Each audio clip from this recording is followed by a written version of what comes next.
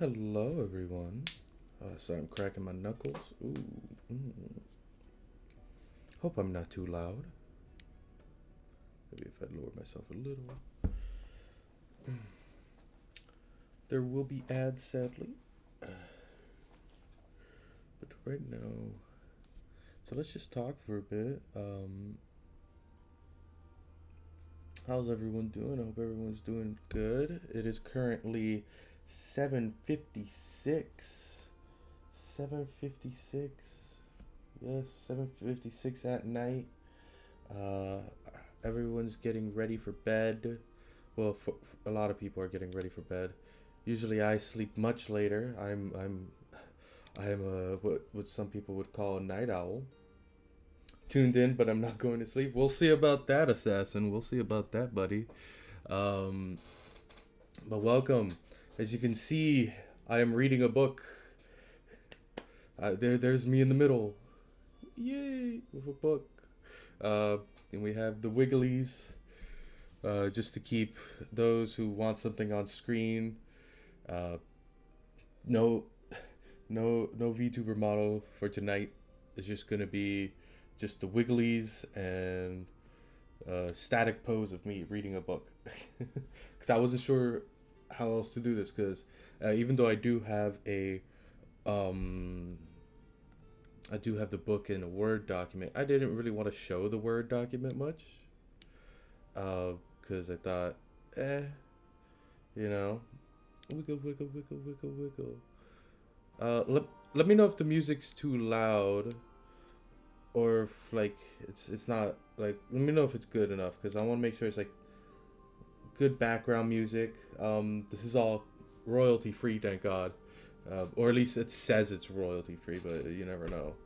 Um, but I thought I put some nice little fantasy medieval lo-fi music, to get everyone in the mood for a nice little story. The book we're going to be reading, or at least I'm going to be reading, is a book that I wrote myself. It's called The Jester's Heart: Trials of a Jester's Fate. It is on Amazon now.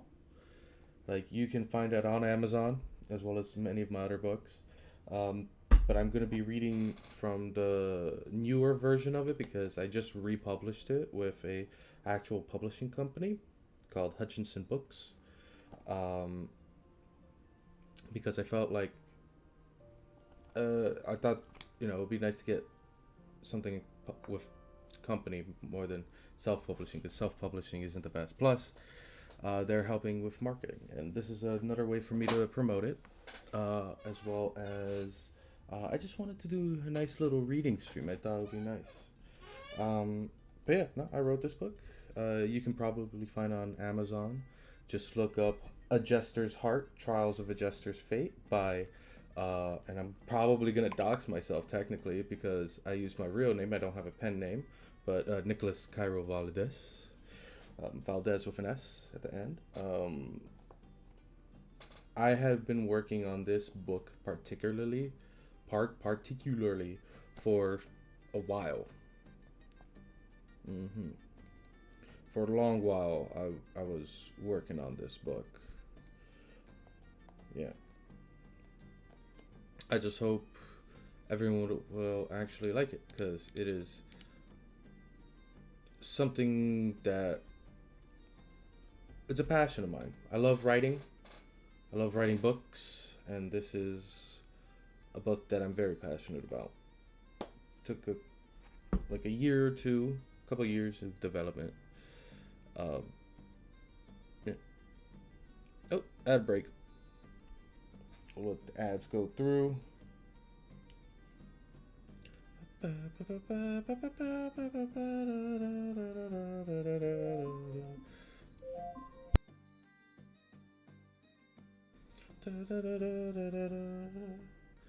So that break ends in a minute.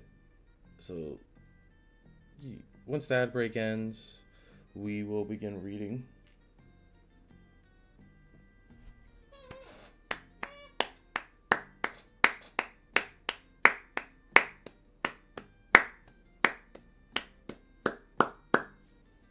Mm. Hope everyone's nice and cozy.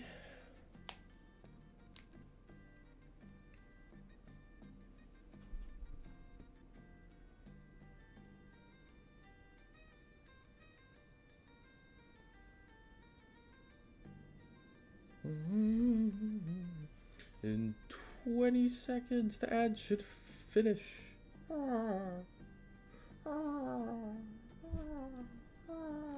Yes. 20 seconds. 7, 5, 4, 2, 1. Hello. Welcome back. Welcome back, everyone, from your ads. Like I was saying, I've been working on this book for a long time. I've already published it once before. You refuse to be cozy? No. You must be cozy or else I will fail you in class. But yeah, I've been working on this book for quite a few years. But I finally got it published through a company instead of just self-publishing because I had self-published before. But again, it's on Amazon. I'm just going to read the back real quick, and then we will continue with actually reading the book itself. A Jester's Heart is a gripping story of humor, love, and redemption, set in a kingdom filled with betrayal and political turmoil. Isaac, a once celebrated jester, faces execution for his involvement in a scandal that disgraced the queen. As the noose tightens, Isaac's life flashes before him. But his story is far from over. Caught between a ruthless monarchy and a band of rebellious outcasts, Isaac must navigate shifting alliances, dangerous battles, and the weight of his past mistakes.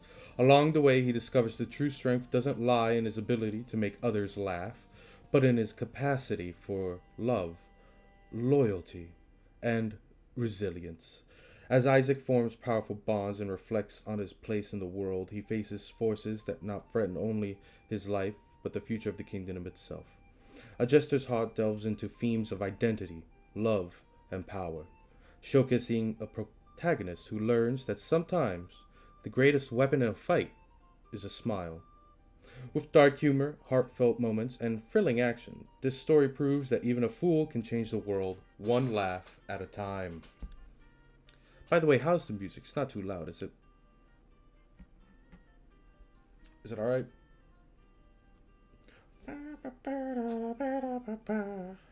Alright. Let's begin, shall we? Hope everyone's comfy and cozy. And you better be cozy or else. Alright, go. Now, this is going to be my first time reading this out loud for someone. I have the book right here. You can hear it. Look. Can you hear that? Okay. That's the book right there. ASMR right there. Alright. Chapter 1. One Man's Dream. What is a jester? That was the question whispered by a young man as he prepared to ascend the platform where he would meet his fate. His crime? You might wonder. It was as simple as it was cruel. He dared to love the wrong people. As he stood there, pondering where his life had gone astray, his once vibrant attire hung in dirty, tattered shreds. His cherished mask. Oh, Assassin! Whoa, you didn't have... Assassin, save your muns. Save your money. Save your money. You save your money. You don't want to miss a thing today? Oh, that's kind of you, Assassin. I appreciate that. Where was I? Oh, yeah. His once vibrant attire hung in dirty, tattered shreds, and his cherished mask lay shattered on the ground. I do apologize for my reading. I don't read out loud often. The executioner approached the young man, securing the noose around his neck and guiding him to the center of the platform, where a trap door awaited. Moments later, a man clad in extravagant attire ascended the stage, addressing both the condemned and the gathered crowd. a motley assembly of peasants, nobles, performers, cutthroats, and even the royal family. The king wore a sorrowful expression, as though he were about to lose a beloved child. In stark contrast, the queen's face twisted into a gruesome grin, relishing the scene before her. Their two children, unable to bear the sight, averted their eyes, while the prince in particular seemed deeply troubled. The man in extravagant attire finally raised his voice, clear and commanding.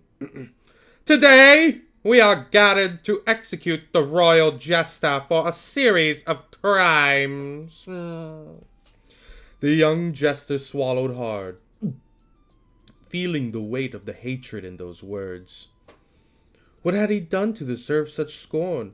His crimes, the man continued, include one count of debauchery, numerous acts of thievery, and most grievously, repeated offenses of making the queen look like a fool. Despite the noose tightening around his fate, the jester couldn't help but smile, pride flickering in his eyes. Making the queen look foolish was, after all, his finest work. One count of murder, the man announced sternly. The jester coughed before interjecting. Actually, it was more of an attempted humiliation that, well, turned into murder. The king burst into hearty laughter, just as he always did when the jester spoke. But his amusement was swiftly silenced by the queen's icy glare. Can't speak. Sharp enough to pierce armor. Right, as you say, you little rat dung, the man retorted, his voice laced with venom. The jester, unfazed, grinned mischievously. Actually, it'd be rat droppings, since dung is more of a cow thing. Funny, I thought you'd know, considering you smell like it. The man's face flushed a deep crimson. His fury barely contained. Laugh while thou canst, and to make all the jest thy heart desires, for soon thou shalt laugh no more. The man sneered, his grim smile widening as he watched the jester's grin fade at last. Hast thou any final words? The jester gave a nod. I? He replied, falling silent for a moment as he gathered his thoughts. Finally, he spoke, addressing the crowd. What is a jester? He asked, his voice carrying across the gathered masses. It is a question I've pondered countless times, in every place I've traveled, with every person I've met. For once, his playful demeanor gave way to solemnity. Every answer is different, but one has stayed with me. The answer will remain with me always, just as every connection I've made in my life does. The good ones and the bad. The man in extravagant attire, unmoved by the jester's words, coldly signaled for the executioner to proceed. Without hesitation, the executioner obeyed. The noose tightened, stealing the jester's breath. He felt his neck strain and snap as his life began to slip away. His final moments, scenes of his past flooded his mind, all leading back to one man's dream. Chapter 2 of The Fool's Beginning. Winter was a cruel season in the humble village of Corvina. Nestled on the outskirts of the kingdom of Faldera, the village was small and poor, its meager crops yielding little even in the best times, and in winter, the hardships grew unbearable. On the edge of the village stood a modest cottage, home to a family of 3. Grigori, a hard-working farmer, his 5-year-old daughter, Weena, whom he lovingly called Vina, and his wife, Yen, heavy with child.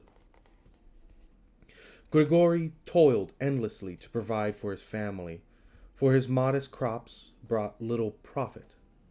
Beyond farming, he took on the roles of carpenter, building homes and crafting furnitures for the villagers, and even served as the commander of the village guards. His tireless efforts earned him great respect among the people of Krovina. When he learned his wife was expecting another child, Grigori redoubled his efforts, determined to ensure his family's survival. Though his constant labor often made him seem distant, his love for his family was unwavering. During the harsh winter, Yen gave birth to a healthy baby boy. From the moment the baby was born, his radiant smile and infectious laughter captivated his family. Yen adored his cheerful nature and named him Isaac, inspired by the joy his laughter brought. Years passed, and on Isaac's 5th birthday, he shared his dream with his family.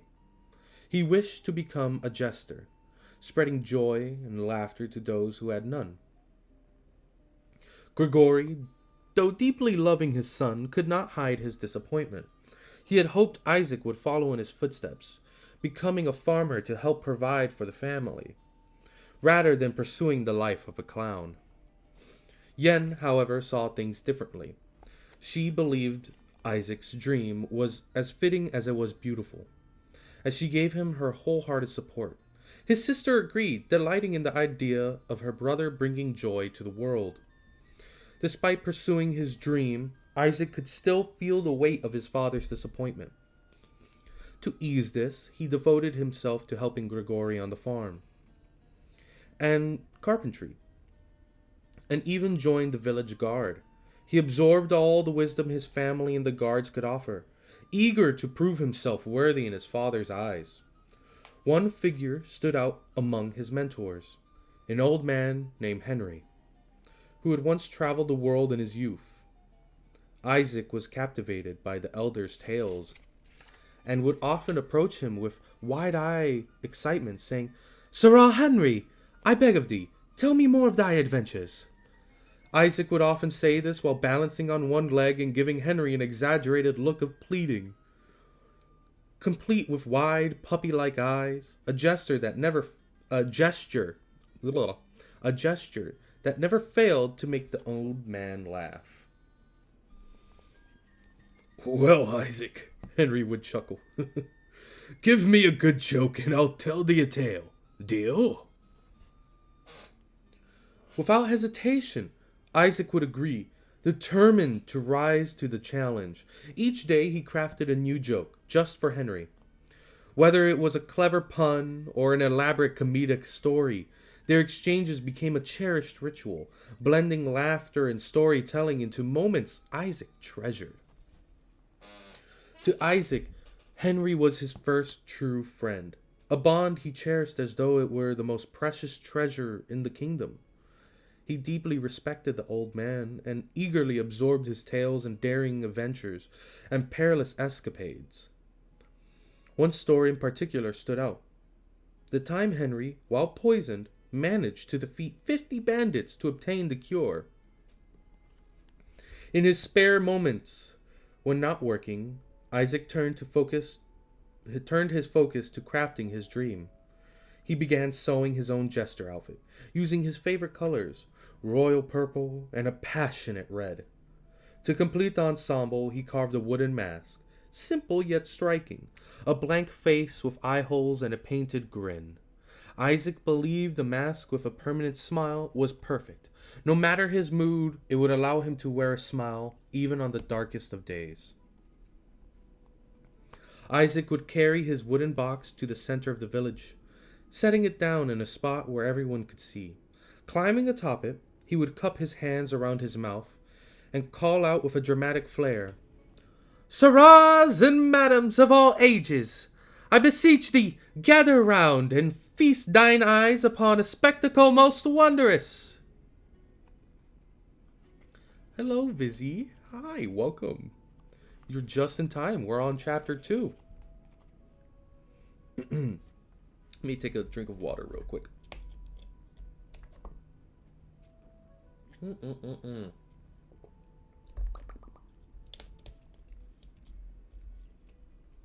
His voice rang through the village square, drawing the attention of curious peasants, bustling merchants, and wide-eyed children. Even the village guards paused their patrols to see what the young jester in training had in store. Isaac would wave his arms theatrically,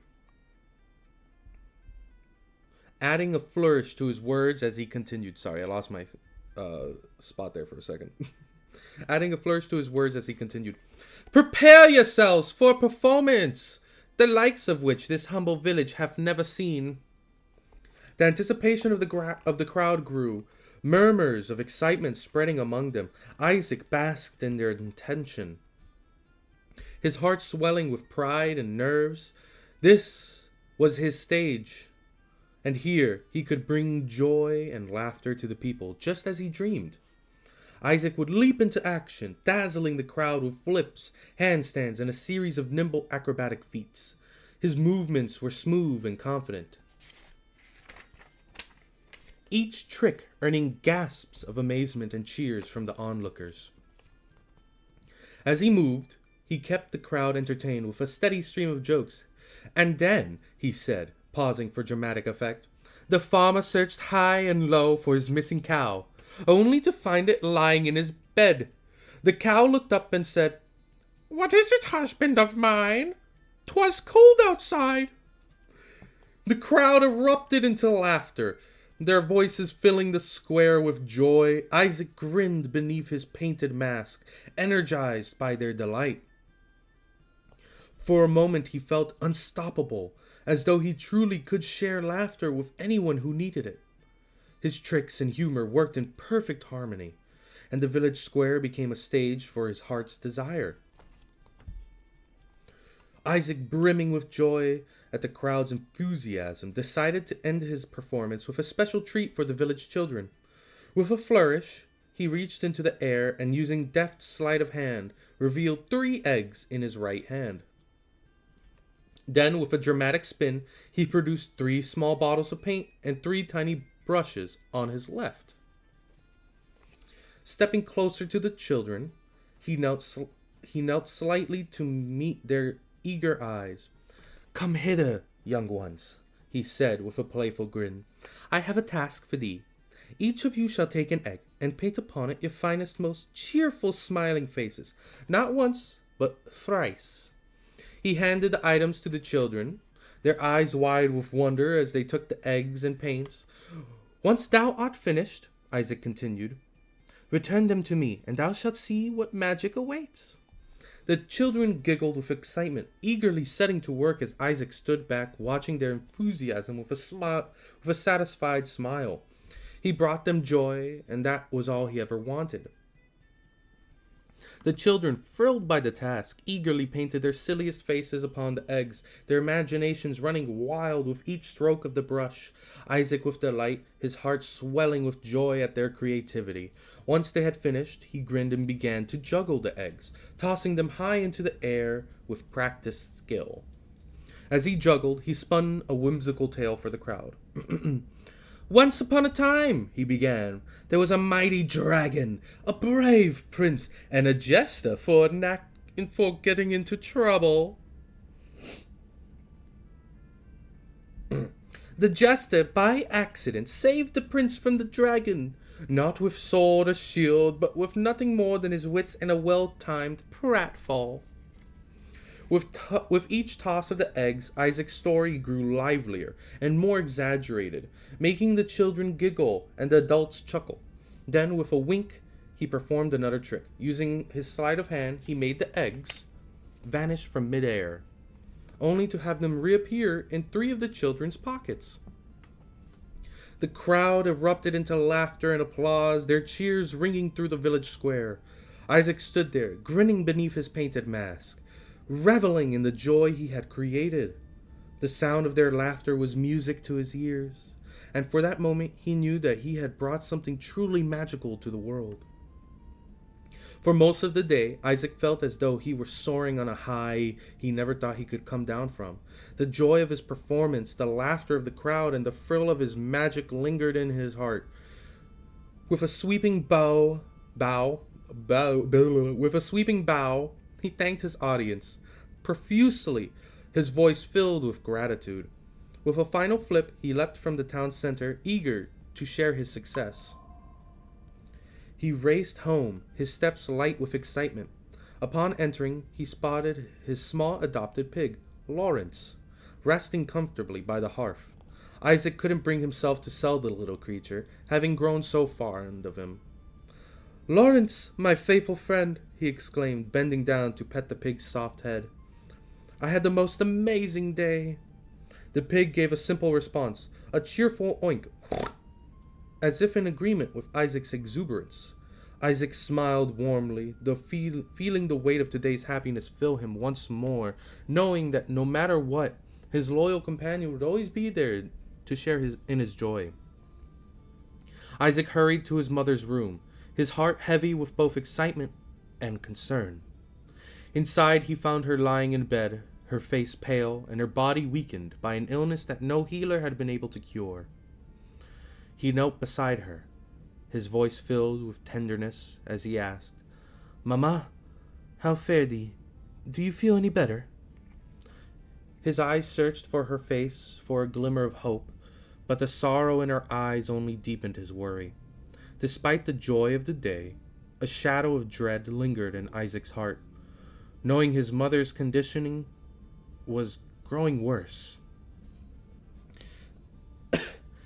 "My dear Isaac, I am fine," his mother said with a gentle smile, though her voice was soft and frail.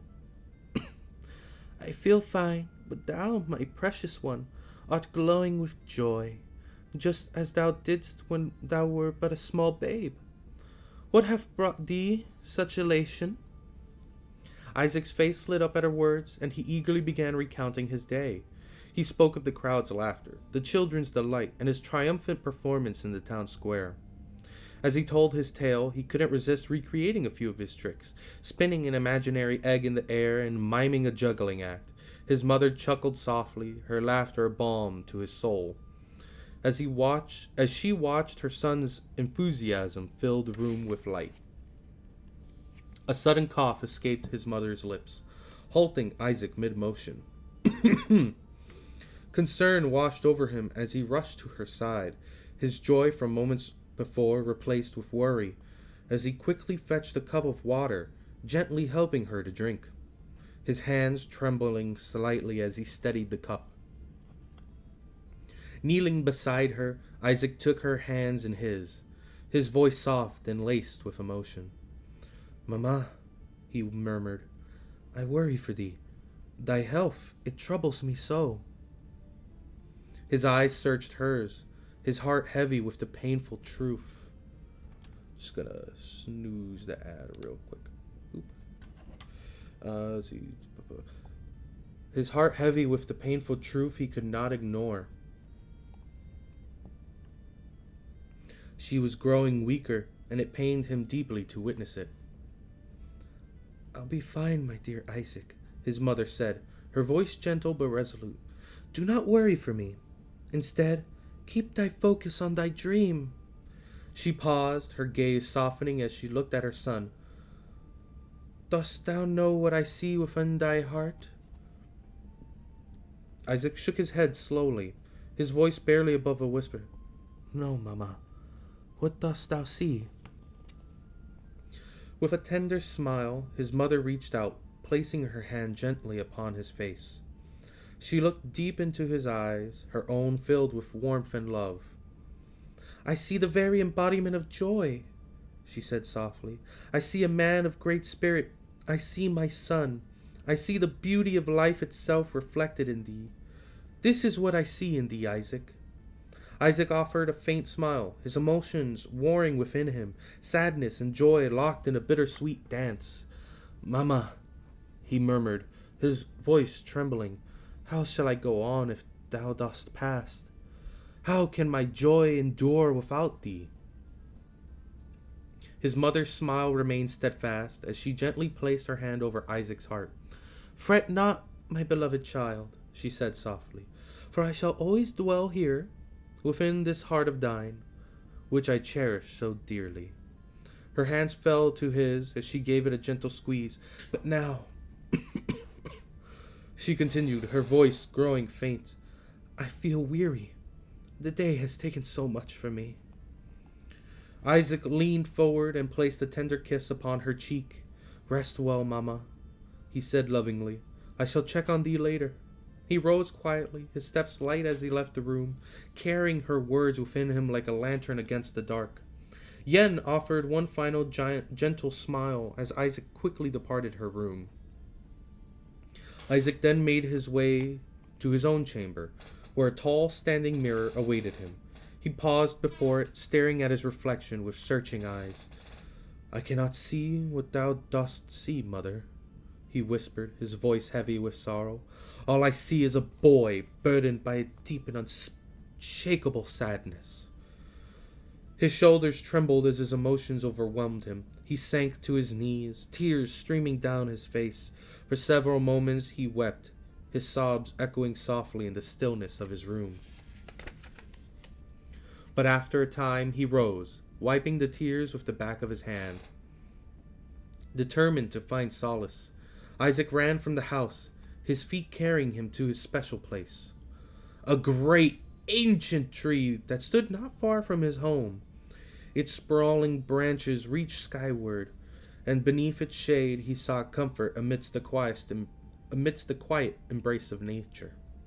Isaac climbed the tree with practiced ease, ascending to its highest branches, where the view stretched far and wide. From this perch he could see the kingdom's grand royal palace rising majestically in the distance. As he gazed at its towering spires, his heart swelled with determination, and his dream burned brighter than ever. To become the royal jester, that was his goal, not merely for the honor or the joy it would bring him, but for the hope it carried. If he could achieve such a position, his father could finally rest from his relentless toil, and perhaps his mother could receive the care she so desperately needed. The thought filled Isaac with a renewed purpose. This dream was not just his own. It was a way to bring light to his family's life. And from his place high in the tree, he vowed silently to do whatever it took to make it a reality. Isaac's mind brimmed with fresh ideas for jokes and routines, each more creative than the last. But amidst the flurry of inspiration, a single burning resolve took hold of him, his greatest plan yet. He would journey to the capital, to the grand royal palace, and claim the title of royal jester. In doing so, he would secure the help his mother so desperately needed, and prove to his father that he was destined for more than just jesting. Determined, Isaac rushed home, his heart pounding with anticipation. He filled a small bag with only the barest essentials and tied it securely to his late grandfather's sturdy walking stick. With his belongings prepared, he made his way to his mother's room one last time. Kneeling her bedside, he softly explained his plan, his voice steady yet tinged with emotion. His mother listened intently, her eyes shining with pride. She smiled, reaching out to hold his hand. "Go, my dear Isaac," she said warmly. "Be safe and follow thy heart. I wish thee all the best." With her blessing, Isaac rose, kissed her hand gently, and turned to leave, his spirit aflame and with purpose as he embarked on the journey that would change his life forever. Isaac took a moment to say his heartfelt farewells to his sister, embracing her tightly before stepping away. With determination etched on his face, he made his way to the village center, his steps light but resolute.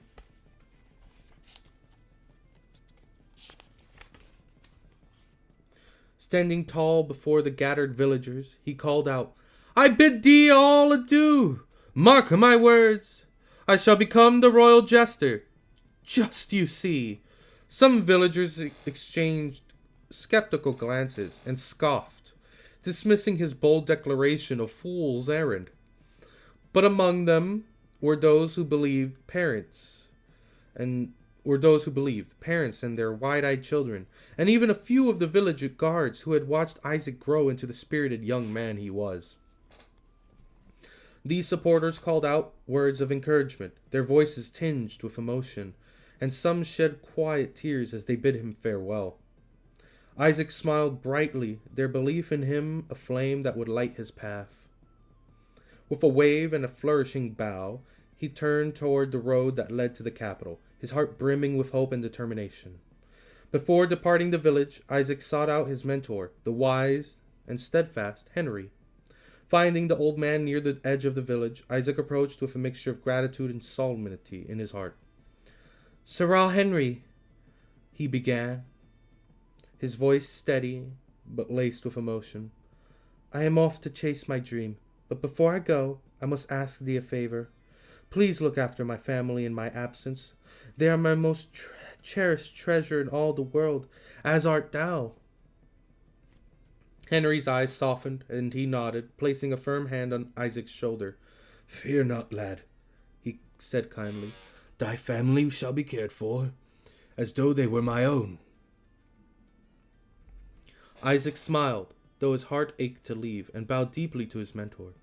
Henry pulled Isaac into a warm embrace, his voice steady but tinged with emotion as he said, "Go well, lad, and may fortune favor thee. But before thou leave, perhaps thou shouldst bid thy father a farewell." Oh, my throat. I gotta drink some more water.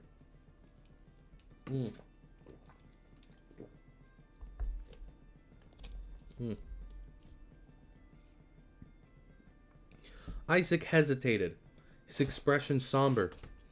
"I fear that would not end well, Henry. He would only try to stop me." He paused, then reached into his bag and pulled out a folded letter, worn slightly from handling. "But give him this, I beg thee. I wrote it before I made my decision to leave.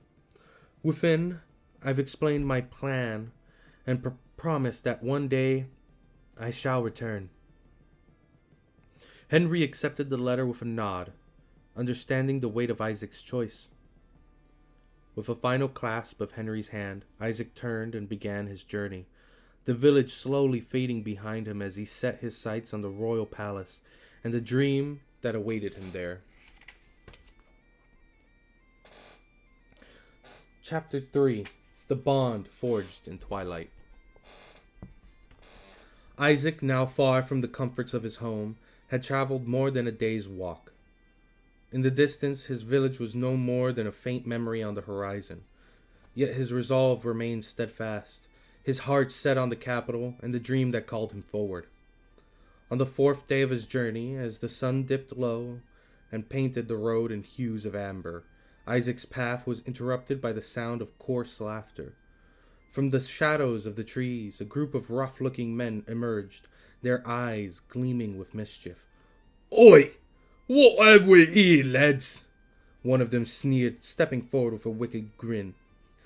"A lonesome jester, wandering the king's roads?" The others chuckled darkly, unsheathing their blades with a metallic hiss that seemed to echo through the stillness of the forest.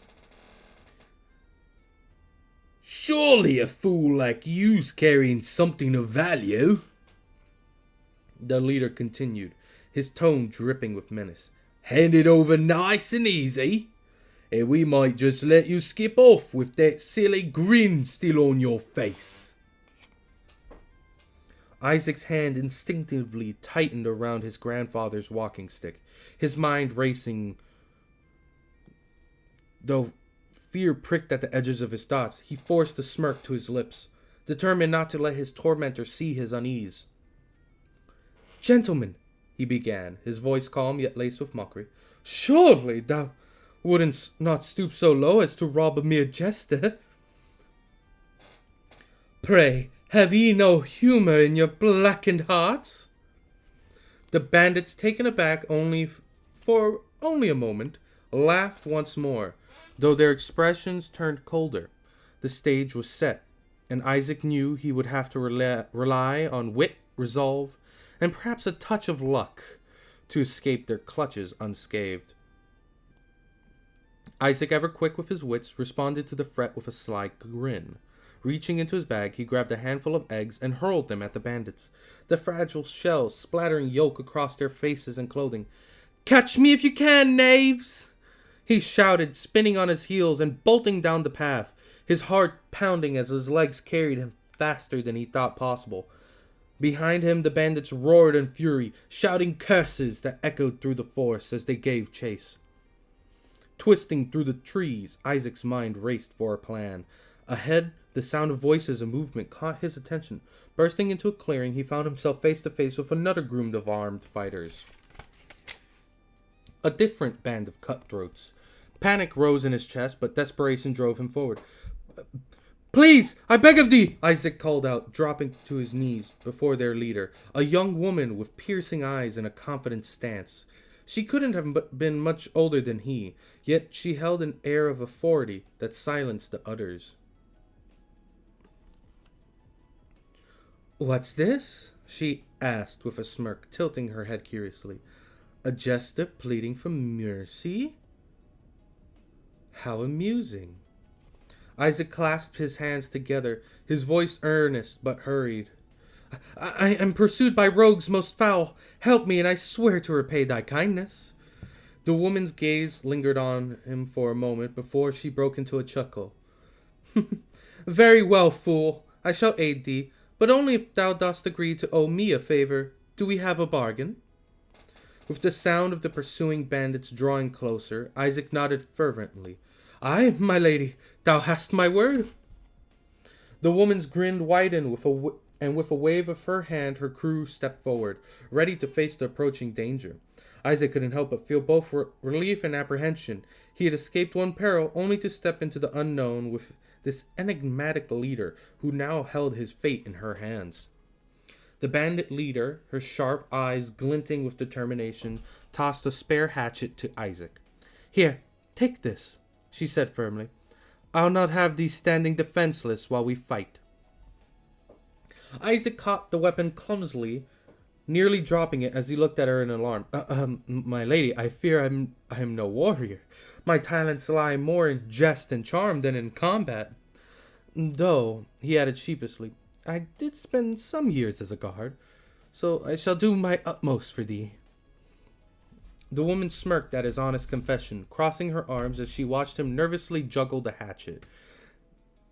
"Digesting days may aid thee yet," she teased, raising an eyebrow as he finally caught the weapon with a surprising precision, gripping it like a seasoned fighter. The sounds of footsteps and shouted threats broke their brief moment. The bandits chasing Isaac emerged from the shadows of the forest, their blades glinting menacingly in the dim light. Without hesitation, the woman gave a sharp whistle, rallying her crew. "Ready thyself, jester," she said with a grin that carried both mischief and challenge. "Let us see if thy courage matches thy wit." Isaac nodded, his nerves pushed aside by the thrill of the moment. As the two groups clashed, he threw himself into the fray, relying on his nimble acrobatics as he had honed over the years. His flips, spins, and quick reflexes caught the rogues off guard as he used the hatchet with surprising finesse. Beside him, the woman fought like a tempest, her strikes swift and calculated, her movements a deadly dance. Isaac couldn't help but steal glances at her. How her fierce determination lit her face, how she moved with the grace of a predator. Despite having just met, their actions synchronized as though they had fought side by side for years. When one of the attackers lunged at Isaac, she was there in an instant, felling the rogue with a single well-placed blow. "Keep thy head, fool," she balked with a smirk, her tone almost affectionate. "And I'll keep my heart if thou dost allow it," Isaac quipped back, grinning despite the chaos around him. Their combined effort was unstoppable. Bandit after bandit fell before their unlikely partnership, the rogues scattering in defeat. Isaac, catching his breath, looked over at the woman, her face still fierce but softened with the faintest smile of victory. In that moment, as the adrenaline faded and he stood among the aftermath of their battle, he realized he was utterly captivated. The fire in her eyes, the strength in her stance. He was enamored, not just by her skill, but by the mystery and passion she carried. For once he found himself at a loss for words, his heart racing, not from danger, but from the beginnings of something far more profound. Isaac bowed slightly, a gesture of gratitude as he spoke. I thank thee again, my lady. Truly thou hast been a light in this dark hour. He extended the hatchet back toward her, but she shook her head, a smirk playing on her lips. Nay, keep it, my funny friend, she replied. These are dark times, and thou may yet have need of it. Isaac paused before nodding, his grin returning. He tossed the hatchet lightly into the air, letting it spin before catching it with ease and sliding it into a makeshift holster at his side. The woman raised an eyebrow, clapping her hands in mock applause. It seems thou art incapable of resisting theatrics. Guilty as charged, Isaac admitted with a chuckle. She laughed warmly and gestured for him to follow. Come, join us at our camp. There are friends thou must meet. The camp was nestled in a clearing, alive with the glow of a central fire. As they entered, she began introductions. These are my men, she said, gesturing to the gathered group, each one offering a nod or a glance of acknowledgement. She pointed to a broad-shouldered man with a shrewd gaze.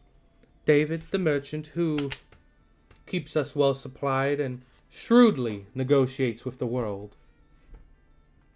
Next, she indicated a tall woman with arms like tree trunks and a scar across her cheek.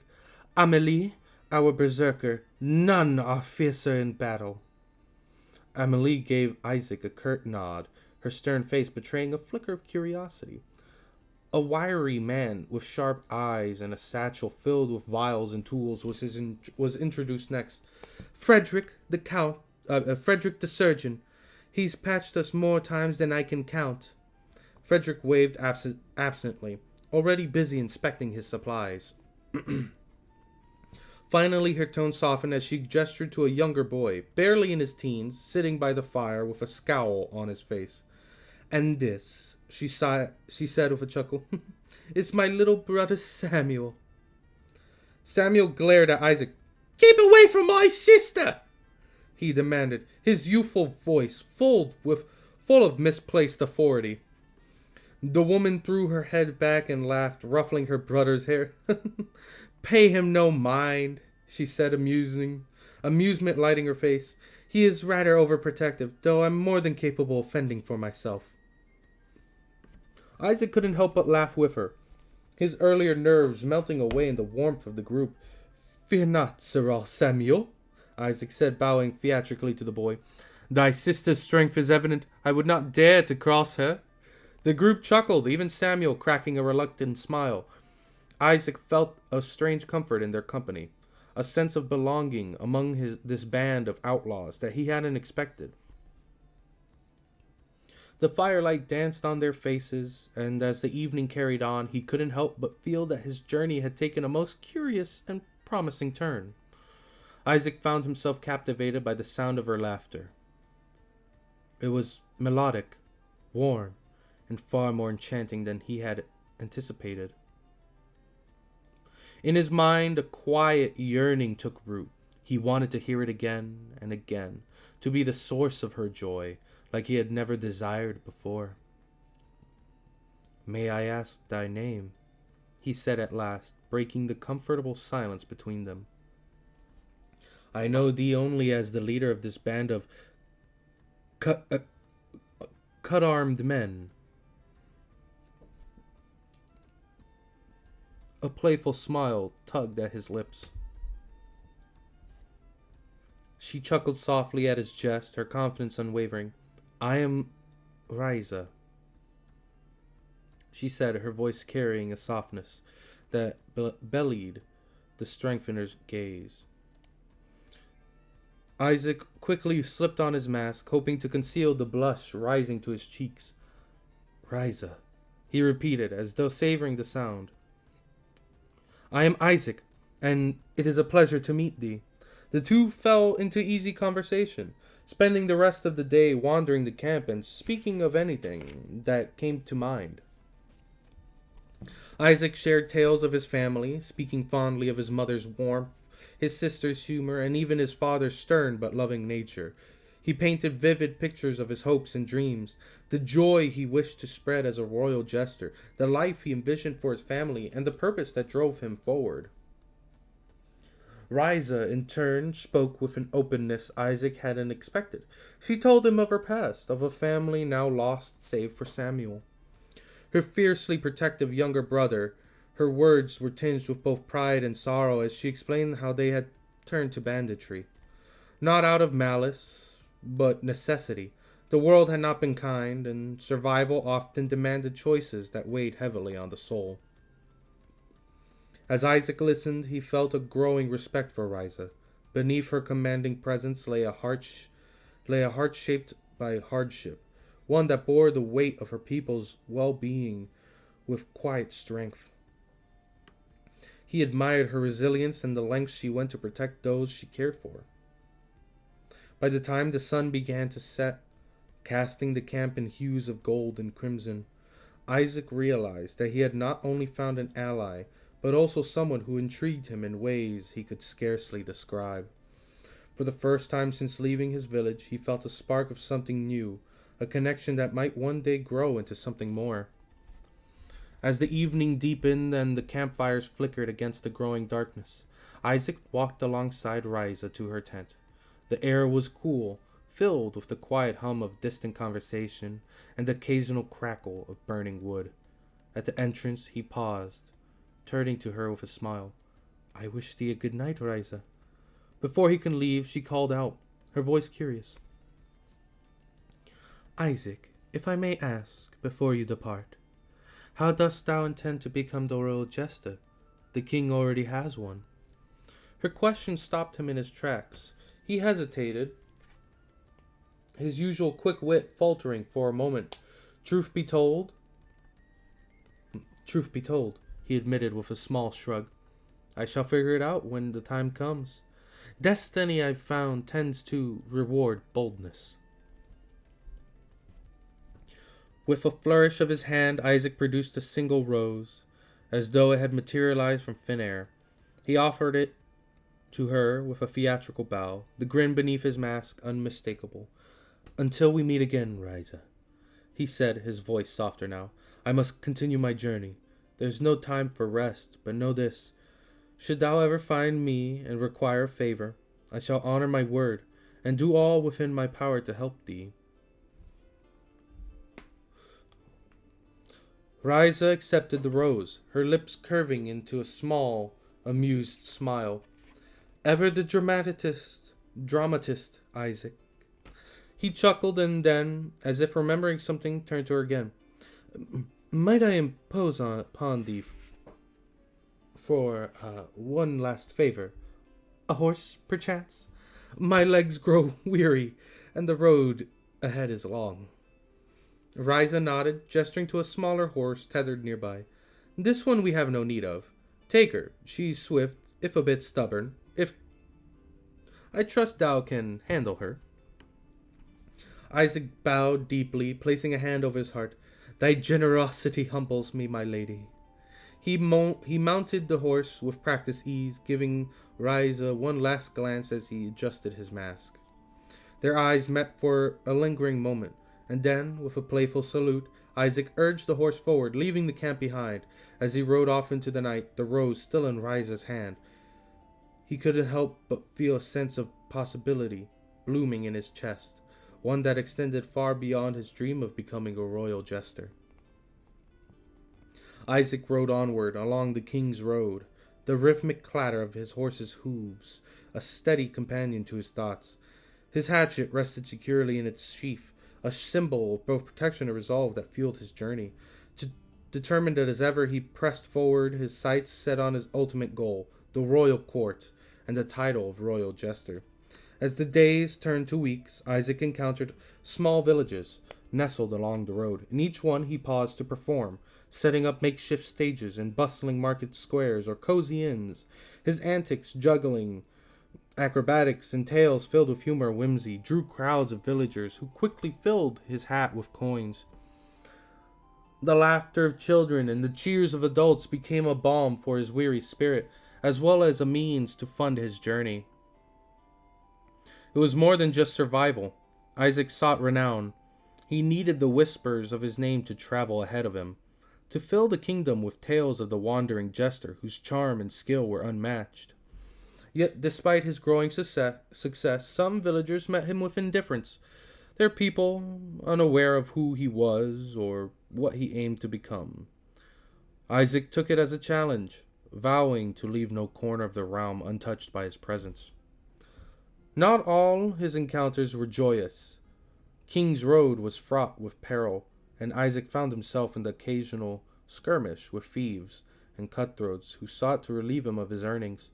With quick wit and quicker hands, he defended himself. His acrobatic prowess and his hatchet proving invaluable. Some battles were fought with steel, others with guile, but Isaac always emerged victorious, his resolve only strengthened by each confrontation. With every village visited, every crowd entertained, and every danger overcome, Isaac felt his confidence grow. He was no longer just a dreamer. He was a man on a mission, carving his way toward the royal palace with laughter and determination as his guide. Months had passed since Isaac had left the comforts of his home. The journey had been long and arduous, yet his spirit remained unbroken. Though the capital loomed closer on the horizon, it was still a distant dream. Weary from travel, he arrived at a quaint little town nestled at the edge of a dense forest. Deciding it was a good place to rest and replenish his energy, Isaac wasted no time preparing to perform. In the heart of the town square, he assembled a modest stage from crates and planks. Standing tall upon it, he addressed the gathering townsfolk with theatrical flair. "Hear me, good people. I am Isaac, the jester of all jesters. I proclaim myself King of Fools. And to prove my title, I invite you to witness my unrivaled performance. Prepare to be dazzled and delighted by my prowess." For dramatic flourish, Isaac produced his hatchet and a few eggs, juggling them with ease. His hands moved like lightning, and the objects seemed to dance in the air, capturing the crowd's attention. As he performed, Isaac spun a tale of adventure, regaling them with the story of a jester who bravely fought a band of fearsome outlaws and emerged victorious. The final bandit was a towering brute, as massive as an ogre, he exclaimed, widening his arms for emphasis.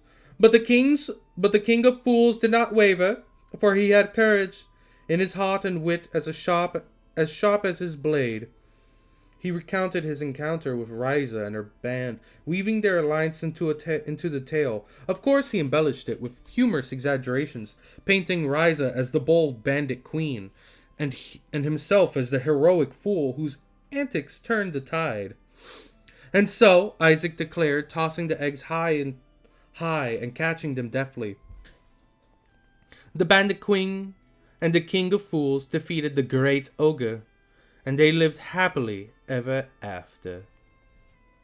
The square erupted with cheers and laughter. The children clapped with glee, their eyes alight with wonder, while the adults marveled at Isaac's acrobatic feats and clever humor. In that moment, the burdens of their daily lives seemed to fade away, replaced by the joy Isaac brought with his performance. As Isaac took his final bow, he felt a surge of pride. These moments of connection, the laughter and the applause, were why he continued his journey. With every town he visited, his reputation grew, and so too did his dream of standing before the king as the one true King of Fools. To close his performance, Isaac decided to make one final joke about the current royal jester. With a sly grin, he said, "Ah, the royal jester, surely a man of great wit, or so they say. But I hear he couldn't juggle his way out of a paper bag." The crowd erupted in laughter, most of them enjoying the jest at the expense of the royal court. However, a few in the crowd seemed taken aback, some even frowning at the audacity of his words. Isaac, ever the performer, shrugged off the few disapproving glances, his smile never faltering as he gathered his coins. A good jest, after all, was a reflection of his wit, and he knew that humor often found its sharpest edge in truth. After collecting his earnings, Isaac made his way to the local inn. The smell of warm bread and the sound of a crackling fire welcomed him as he entered. He paid for a small room, one with a simple bed and a window that looked out over the town square. Sighing with relief, he unpacked his few belongings, sketching his weary limbs. As the sun dipped below the horizon, Isaac stood at the small writing desk in the corner of the room. He took out a piece of parchment and a quill. His thoughts filled with the day's events, he wrote to his family, detailing his travels, the excitement of his performances, and how each village brought him closer to his dream. He shared the joy of his journey, but most importantly, he spoke of a new and unexpected feeling that had taken root in his heart. "I've met someone," he wrote, pausing for a moment before continuing. "A woman whose strength and spirit have touched me in ways I've never expected. Her name is Riza, and though our paths are still uncertain, I find myself thinking of her often. She has stolen my heart in ways that even my best jokes could never express." With a contented sigh, Isaac folded the letter and sealed it, feeling the weight of his journey and his emotions settle within him. The road ahead was still long, but tonight, as he lay his head down to rest, he knew that he was one step closer to both his dreams and his heart's desire. See something real quick. Alright.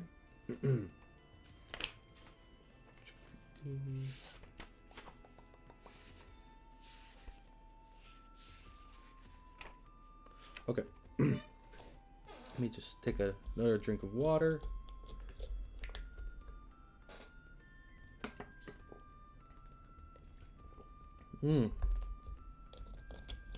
Good water. I hope everyone nice and cozy, huh? How's everyone enjoying the story? How's everyone enjoying the story? I know I'm enjoying reading it. It's been a blast.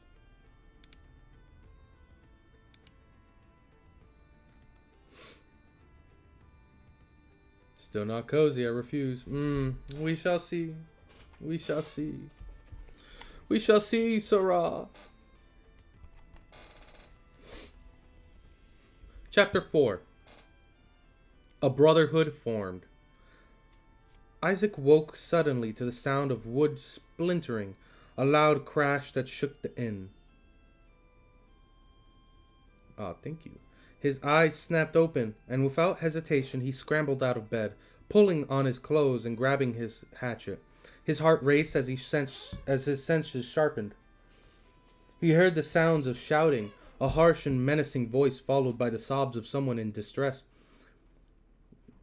With a swift motion, Isaac placed his mask over his face, the familiar comfort of it settling over his features, hiding his emotions behind the painted grin. Without a moment's hesitation, he ran down the stairs, his feet pounding against the wooden floor as he entered the main hall of the inn. The scene before him was one of chaos. 4 large, heavily armed men towered over the proprietor, a frail and elderly man who was trembling in fear.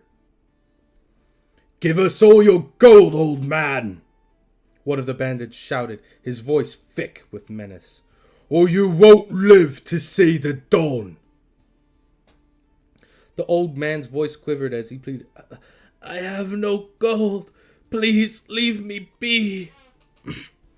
Isaac's blood boiled at the sight of the elderly man being shoved to the ground, his tears mixing with the dust on the floor. This was more than Isaac could stand. His heart pounded in his chest as a fierce determination overtook him.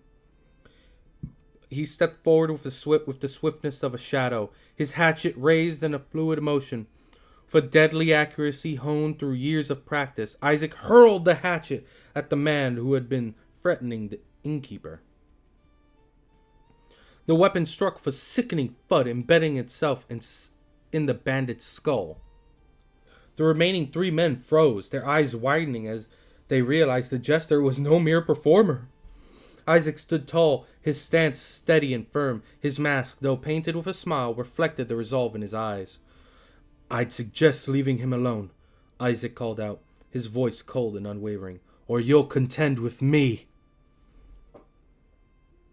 He clenched his fists, muscles tensing in preparation for the fight ahead. His acrobatics might win him applause, but tonight it would be his fighting spirit that would see him through. The 3 bandits, now uncertain, began to hesitate, sensing that they had underestimated this jester far more than they should have. The 3 remaining armed men snarled at Isaac, fury in their eyes. The leader of the group, a broad-shouldered brute with a scarred face, growled, "Kill that jester, boys! He killed Gary!" "It's the bat!" I'm sorry. Isaac didn't flinch. He knew this fight wasn't one he could talk his way out of. In a fluid motion, he sprang into action, his body twisting and turning with the grace of a seasoned acrobat. He danced around the bandits, dodging their clumsy strikes and spilling mugs of ale across their chests. With each flip and somersault, he made them look like complete fools.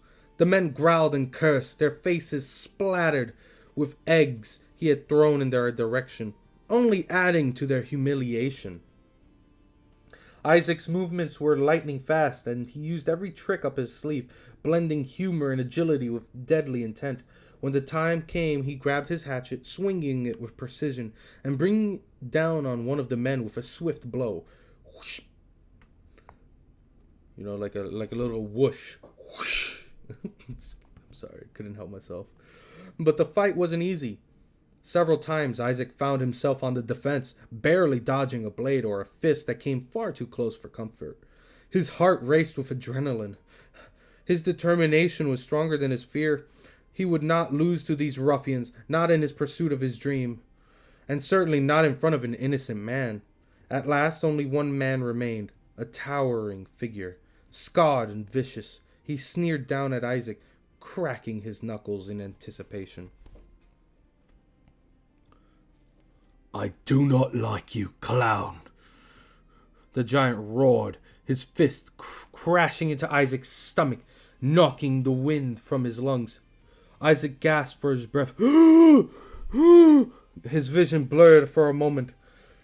"You need not like me," he wheezed, fighting to regain his footing. In a swift, desperate move, Isaac grabbed a nearby mug of ale and splashed it directly into the large man's eyes. The man staggered back, growling in frustration as he rubbed at his face. Isaac saw his opportunity. You need only to surrender," Isaac said, his voice steely. Isaac launched himself at the man, landing a flurry of punches and kicks, using his speed and agility to wear down the giant. Each strike landed with a satisfying thud, and the man's attempts to retaliate grew slower and more desperate. "You're a tough one. You're one tough man, Sirrah," Isaac muttered, admiration mingling with exhaustion as he landed a final punch to the man's jaw, knocking him out cold. Isaac dropped to his knees, panting heavily, sweat dripping down his face. His body screamed for rest, but his mission was far from over. "Innkeeper," Isaac croaked, his voice hoarse. "May I have a cup of water, if possible?" He tried to smile, but it quickly turned into a chuckle that fizzled out. As he sat there, weary and bloodied, his head spun, and with a sigh, Isaac finally collapsed to the floor, his body unable to fight off the exhaustion any longer. The innkeeper carefully helped Isaac to his room, his rough hands supporting the jester's weary form as they descended the stairs. Once inside, the innkeeper gently tended to Isaac's wounds, wiping away the blood and patching up the bruises with an experienced hand. Isaac gratefully accepted the care, his body heavy with exhaustion from the fight. He fell into a deep, restful sleep, the events of the nights fading into dreams. When Isaac awoke, he found the innkeeper sitting beside him, a humble but warm smile upon his face. The old man's eyes shone with gratitude. "I thank ye again, Isaac," the innkeeper said, his voice thick with emotion. "Ye saved me, and the inn. How can I repay ye?" Isaac smiled faintly, though his tiredness still hung heavily on him. He shook his head, refusing the offer. "I shan't take your money. That is yours, not mine," Isaac said with a wave of his hand. "What I did because it was right." The innkeeper hesitated, then nodded in understanding. Isaac, always a man of honor, wasn't about to take gold for something that he felt more like destiny. After some moments, Isaac pulled out his coin purse, paying for his room. "Also, I have a favor to ask," Isaac said as he handed the innkeeper a small letter. "Could you have this sent for me, to my family?" "Of course, lad. Consider it done," the innkeeper said, tucking the letter into his coat. He clapped Isaac on the shoulder and watched him leave, hoping that Isaac's journey would bring him the success he so clearly desired. With a final farewell to the innkeeper, Isaac continued his travels. The road ahead seemed endless, but he pressed on with unwavering determination. He had finally made it to the capital. His dream was now within his grasp. After so many months of traveling, through the bandits, the battles, and the hardships, Isaac could hardly believe he was standing in front of the massive gates of the capital city. The stone walls loomed before him, towering and impressive. He approached the guards at the gate, standing tall despite the weariness that still clung to him. With his hatchet at his side and his mask hiding his expression, he spoke with a firm, confident tone. "I am Isaac, the jester of all jesters." I'm going to take a drink of water real quick.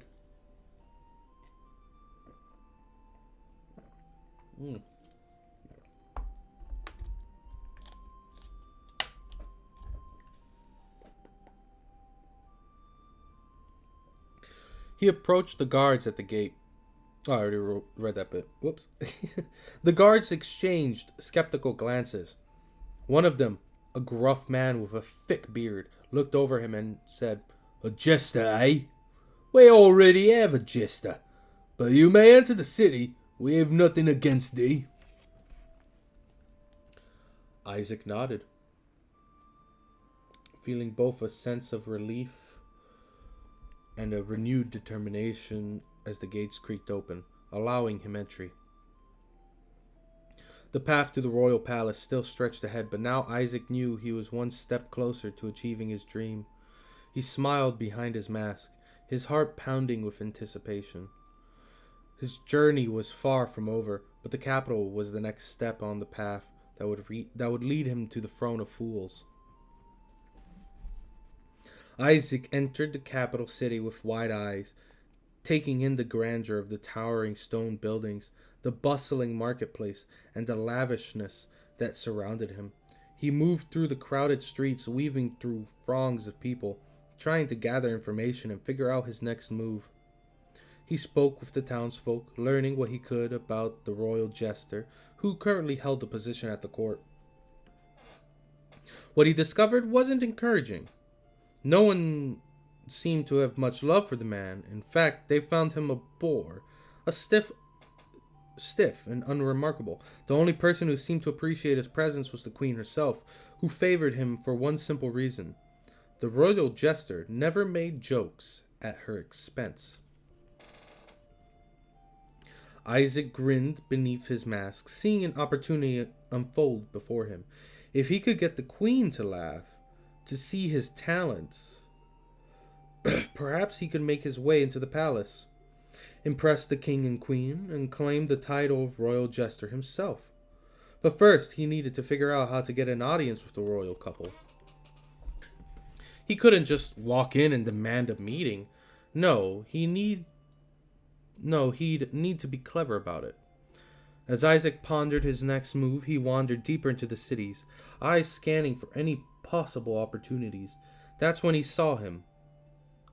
A young pickpocket, slipping through the crowd with an almost imperceptible grace.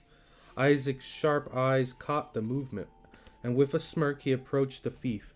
"You know, it would be less obvious when you steal if you didn't make such a guilty face," Isaac called out, his voice light-hearted yet knowing.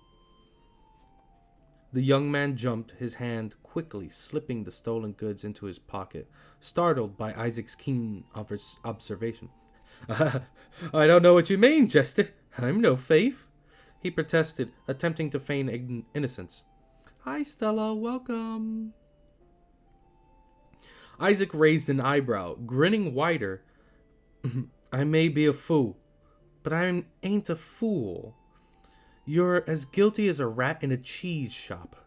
His voice was playful but firm, and the thief couldn't help but chuckle at the jest. I suppose you're right, the young man muttered, glancing around nervously. You're pretty sharp for a fool. Isaac chuckled, stepping closer. A fool who knows when to be observant. You know, a thief could use a bit of subtlety.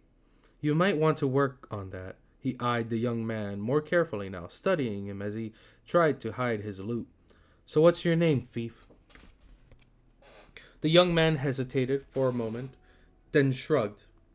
Jeremy. What's it to you? Isaac raised an eyebrow. Peculiar name, he said with a teasing tone, and the young man looked at him confused. Is it? I'd say Isaac is peculiar. Jeremy replied, and a grin spread across his face. They both laughed, and in that moment an unlikely friendship began to form. Over the next few days, Isaac and Jeremy became inseparable. They pulled pranks together, causing chaos in the streets, laughing as they danced around the city, causing mischief wherever they went. Jeremy, for all his skill as a pickpocket, had a good heart. He didn't take from people who couldn't afford it. He found himself drawn to Isaac's sense of humor and his infectious joy. Isaac in turn admired Jeremy's quick wit and street smart ways. Soon Jeremy was helping Isaac with his performances, using his thieving skills to assist in Isaac's acts. He became Isaac's right-hand man, passing him props and even helping him set up his stage.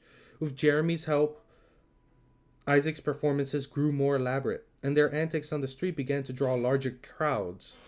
Their partnership felt effortless, like they had been working together for years. One night, as they performed together under the glow of the city lanterns, Isaac couldn't help but feel a surge of excitement. He was closer than ever to his dream. And with Jeremy by his side, he was certain that soon he would find a way to win the favor of the queen, and maybe even the king, and take his place as the royal jester. Isaac beamed with excitement as he and Jeremy continued their antics, performing in the streets and laughing at the chaos they stirred up. See, isn't this more fun than stealing? Isaac asked, watching as the crowd erupted into applause after another of their spectacular tricks. Jeremy grinned, but with a glint of mischief still sparkled in his eyes. You're not wrong, but I still prefer the thrill of the pickpocket, he admitted, a smirk tugging at his lips. It's quicker, more subtle, and the rewards are immediate. Isaac raised an eyebrow, intrigued. You're a bold one, Jeremy, I'll give you that. But teach me how to do it. Let's see if I can master this art of yours. And so Jeremy took it upon himself to teach Isaac the finer points of pickpocketing. It didn't take long for the jester to pick up the skill, his quick hands and acrobatic moves making him a natural. The pair began to target various nobles in the city, swiping their coin purses and valuables with the grace of seasoned thieves. However, Isaac's heart wasn't as ruthless as Jeremy. Instead of keeping everything to themselves, the two would sneakily distribute their stolen wealth to the poor, making sure the city's most downtrodden had a little something to brighten their day. At times, they kept a little for themselves, just enough to sustain their mischief and adventures. Isaac was never one to hoard riches, and he always saw the world as a stage for laughter, fun, and camaraderie. But as they carried out their antics, he began to realize something more important than any wealth, the bond he shared with Jeremy. Their friendship had grown into something deeper, a brotherhood. Isaac saw Jeremy as the brother he never had. They fought together, laughed together, worked side by side in ways that felt natural, as though they were destined to be partners in crime. Their trust in one another was unshakable, and with each passing day, Isaac felt more and more grateful for the thief at his side. In return, Jeremy had grown fond of Isaac too. He admired Isaac's heart and the way he always looked out for the less fortunate. Isaac's joy was contagious, and despite the rebellious life they had led, Jeremy found himself feeling a sense of fulfillment. he had never experienced before. Together, they were unstoppable, two outcasts in a city of wealth and power, making their own rules, stealing from the rich and giving to the poor. Their laughter echoed through the streets as they pulled off daring heists. And in the moments when they paused to catch their breath, they shared stories, dreams, and a bond that neither would trade for anything in the world. Through their friendship, Isaac realized that no matter where his journey took him, it was the connections he made along the way that truly mattered. And in Jeremy, he had found a true companion, a brother who would stand by him, come what may.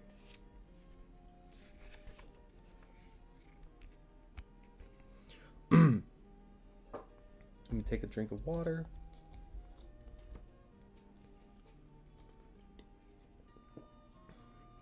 All this reading's making me very thirsty. My God.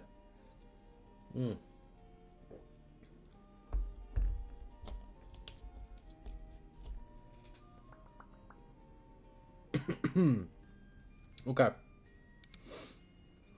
Let us continue. Chapter 5. The Warrior and the Jester. Isaac sat beside Jeremy one evening, a rare quiet moment in the midst of their usual hustle and bustle. The streets were alive with the sounds of the city, but for once Isaac seemed lost in his thoughts. He turned to Jeremy, his voice soft and full of emotion. "I've told you about my family," Isaac began, his eyes distant, "and how they would accept you as one of their own. They'd welcome you like a true member." Jeremy raised an eyebrow but said nothing, knowing Isaac had more to say. Isaac's gaze drifted to the horizon where the evening sun painted the sky in hues of orange and purple. "But there's more," Isaac continued, his voice tinged with affection. "There's someone I can't stop thinking about." Of course, Jeremy already knew. Isaac had mentioned her name time and time again. Riza, the bandit leader, the woman who had stolen his heart. Isaac spoke of her with such reverence. It was as if she were a legend in his eyes. Jeremy could feel the shift in the air when Isaac spoke her name, as if the very mention of her brought light to the room. But after weeks of hearing his friends speak about her, Jeremy's patience began to wane. "If you speak about her one more time," Jeremy warned, half joking, "I swear I'll yell. I'm not saying you can't talk about her, but I think I've heard enough. You've met her once, Isaac. How are you so sure about her?" Isaac paused for a moment, and then, without a word, he removed his mask. For the first time in their friendship, he allowed Jeremy to see his face completely. No tricks, no theatrics, just Isaac. His expression was serious, vulnerable, in a way he rarely allowed himself to be. "I'm sure of you, my friend, my brother," Isaac replied, his voice steady but filled with emotion. His gaze softened as he looked at Jeremy, a warmth in his eyes that made the thief pause. "What I see in Riza is something I've never seen before. Whenever I get into a fight, whenever I feel like I'm about to lose myself, I think of her, and it fills me with a feeling I can't explain. A kind of strength, a reason to keep going. When I think of her, I feel like I'm not just fighting for myself, but for something more." Jeremy listened, his previous irritation melting away. Isaac's words were sincere, raw in a way that made him understand. He leaned back, crossing his arms, trying to put himself in his friend's shoes. "So, what would you do if you saw her again?" he asked, genuinely curious. Isaac hesitated, his eyes falling to the ground as if searching for the right words. I don't know," he admitted. "If I were to see her again, I don't think I'd have any words for her. No grand gestures. I would just want to see her smile, to hear her laugh. That's all I want. To bring her joy the way she's brought it to me." The air between them was quiet for a moment, and for the first time Jeremy understood the depth of Isaac's feelings. It wasn't just infatuation, it was something deeper, something pure, almost innocent. Isaac wasn't looking for anything grand from Riza. He simply wanted to see her happy. That sounds like love, Jeremy said quietly, a hint of amusement in his voice. Isaac smiled, a small, wistful smile that tugged at his heart. Maybe it is, he said, his voice barely above a whisper.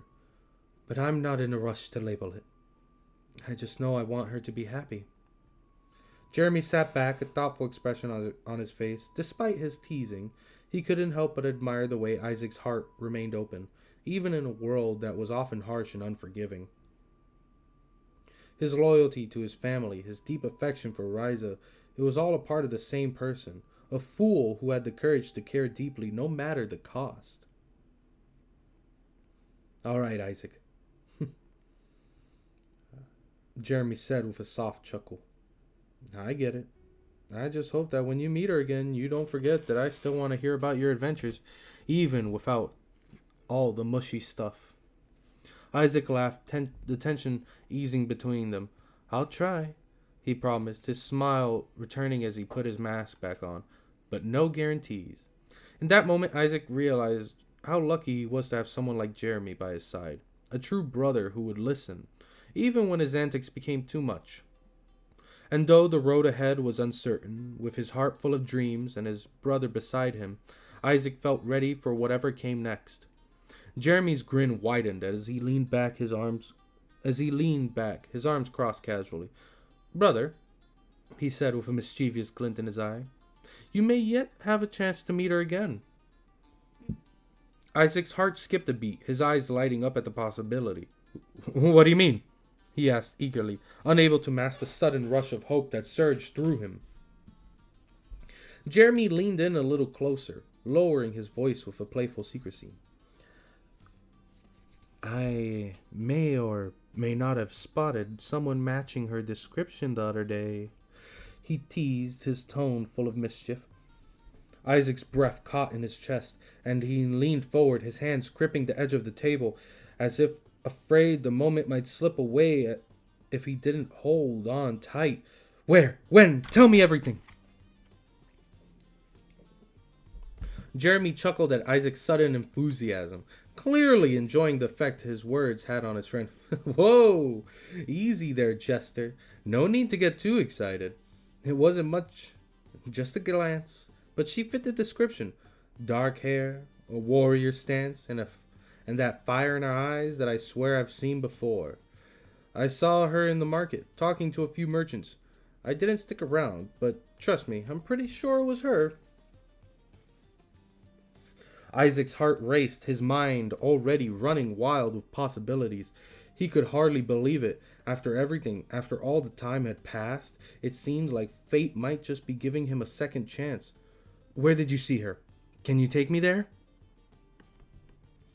Jeremy raised an eyebrow, his expression turning more serious. I can't guarantee she'll still be there, but if you want to go looking, we can try. Just don't get your hopes up too much. She's not the kind of person who stays in one place for long, I'd wager. Isaac nodded, a sense of urgency building in his chest. He had to find her. He had to see her again. To know if the connection he felt was as real as he remembered. Then let's go, he said with determination in his voice. I've come this far. I won't stop now. And Jeremy gave him an amused look. You're a man on a mission, aren't you? All right, Jester, let's see where this wild goose chase takes us.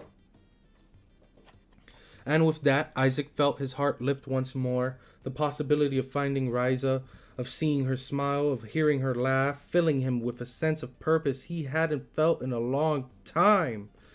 Whatever challenges lay ahead, he knew he had to try for her. Jeremy led Isaac through the bustling marketplace, his eyes scanning the crowds as he pointed toward the grocer's stall.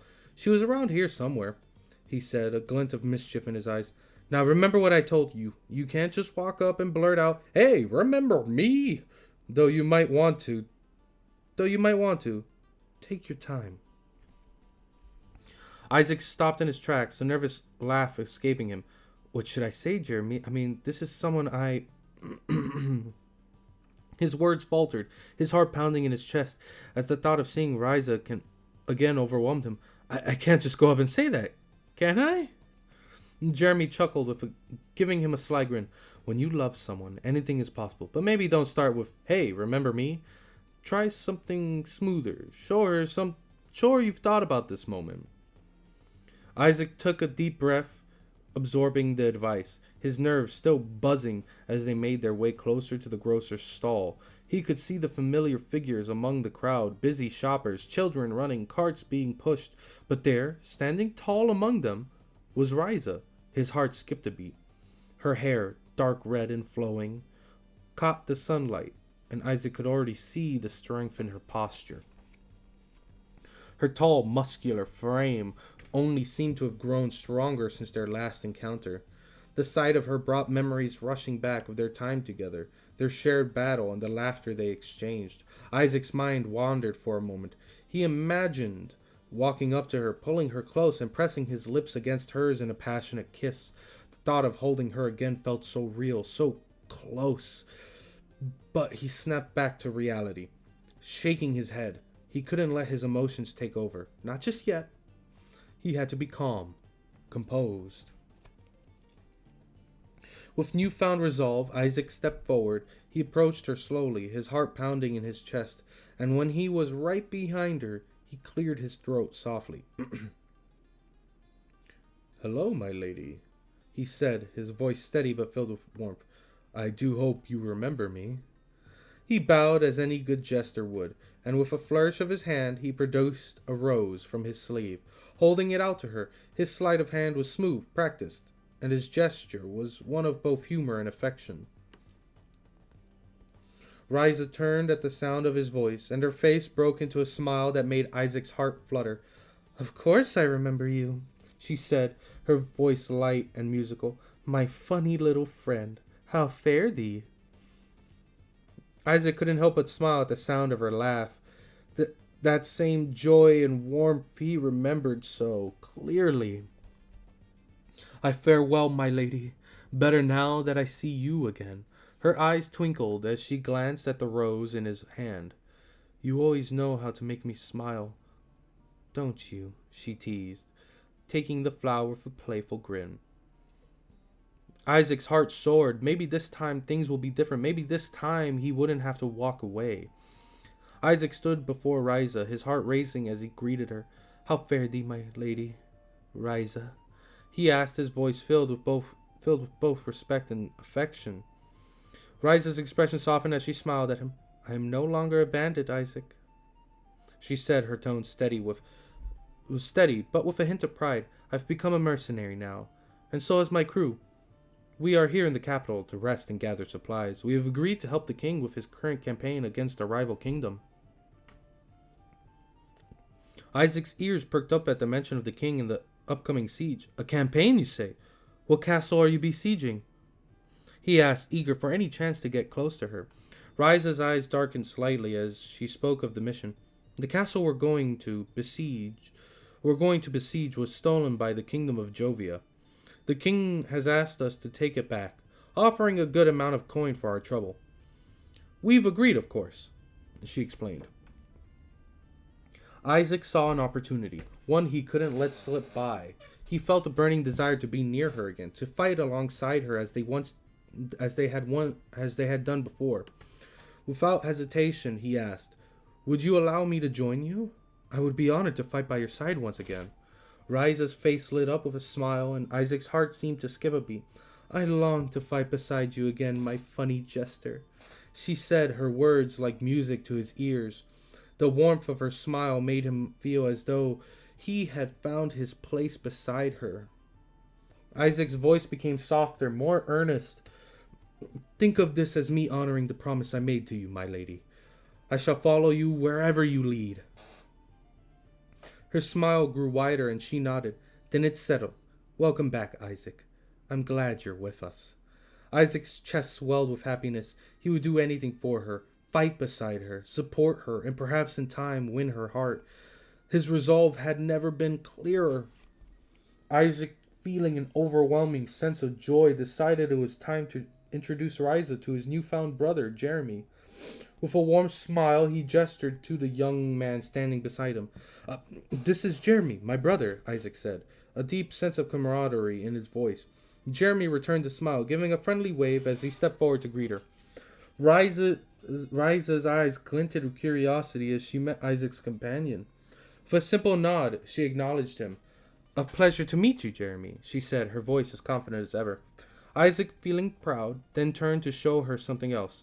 From his side, he pulled out the hatchet she had once given him, now proudly painted in the vibrant colors of a jester.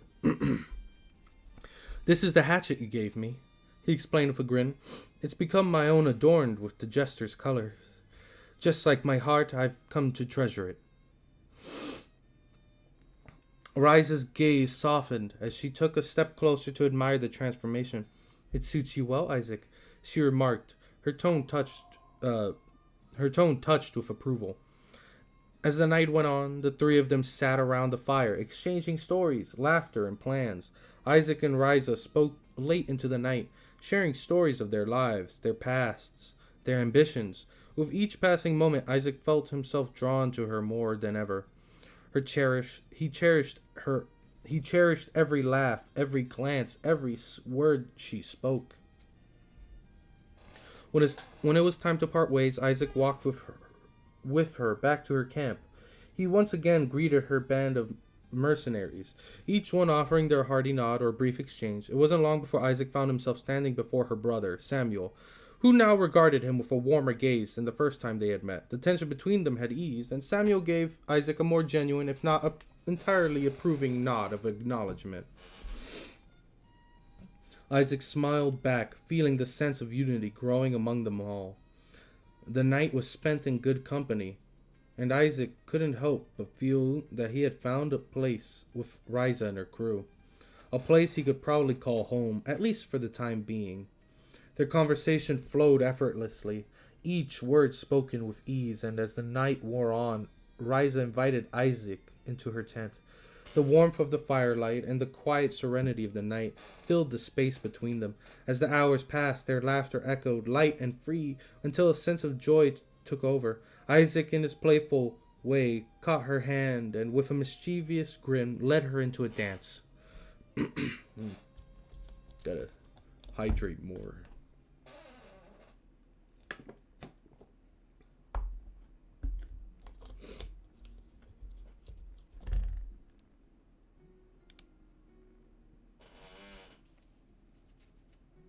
I hear this is how they dance at the royal balls, he said, his voice teasing as he took her hand and cupped it gently, guiding her into a waltz.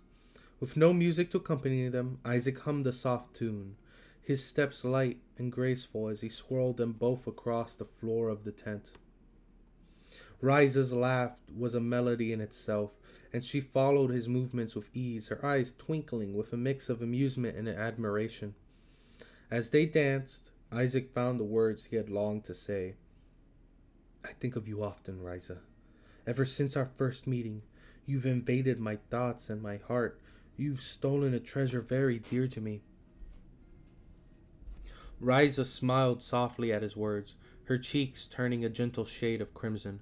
She held his gaze, and for a moment the world outside of them seemed to disappear. Then, in a quiet voice, she spoke, her words echoing the ones his mother had once said to him, words he had never forgotten. Isaac, my funny little jester, she said, her voice tender, I too cherish your heart. It is now my most cherished treasure. But do you know what I see within your heart and eyes?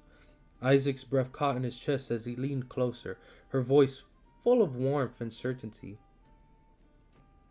I see the very embodiment of joy. I see a man of great spirit. I see a jester of great esteem. I see the beauty of life itself reflected in thee. This is what I see in thee, Isaac. Her words, so much like his mother's, filled him with an overwhelming sense of wonder. He stood still, his heart racing as he searched her eyes, seeing the truth of her words reflected back at him. In that moment, Isaac knew he had found something rare and beautiful, a connection unlike any other. Isaac, overwhelmed with emotion, stopped dancing as a tear slid down his cheek. His voice faltered as he spoke. I'm sorry. It's just that my mother said something very similar. Riza, noticing the depths of his sorrow, gently pulled him into her arms. I hope she's all right, Isaac. I haven't seen my family in years either. I understand the ache of missing them. She looked into his eyes, her gaze softening with empathy and something deeper. The moment felt heavy, with unspoken words and shared pain. Then, without another word, Riza moved closer and pressed her lips to his. The kiss was tender at first, but quickly deepened, an outpouring of longing and affection. Isaac held her tightly, his heart racing, as if every kiss, every touch was telling her everything he couldn't express with words. When they finally parted, breathless, Isaac whispered, I love thee, Riza. Riza smiled, her heart full, and kissed him again. And I love thee, Isaac. You are my jester, my funny little jester, and I love thee with all my heart. You say I stole your heart, but it was you who, in truth, stole mine. The night was filled with quiet, undeniable passion as the two of them explored their love for each other. They kissed, touched, and shared moments that felt timeless, a connection that neither had expected, but both had longed for. The world outside seemed to fade, leaving just the two of them, entwined in each other's arms, basking in the warmth of their love. Isaac held Riza close as they lay together, the warmth of their bodies mingling beneath the covers. He spoke softly, his voice filled with hope and sincerity. After I help you take back that castle, will you help me with my dream? Riza, looking into his eyes with a smile that spoke volumes, nodded. Of course, Isaac. Just as you've done for me. Just as you've done so much for me, I'll do anything for you. They stayed in each other's arms, drifting into a peaceful sleep, the night filled with a quiet sense of contentment. At the first light of day broke, they awoke and got dressed. Isaac helped Riza prepare, and soon they were standing before the rest of her crew. Isaac spoke with determination, addressing the group. Now is the time to take back Castle Jesek from the Jovians. The crew roared with excitement, their spirits high and their anticipation palpable.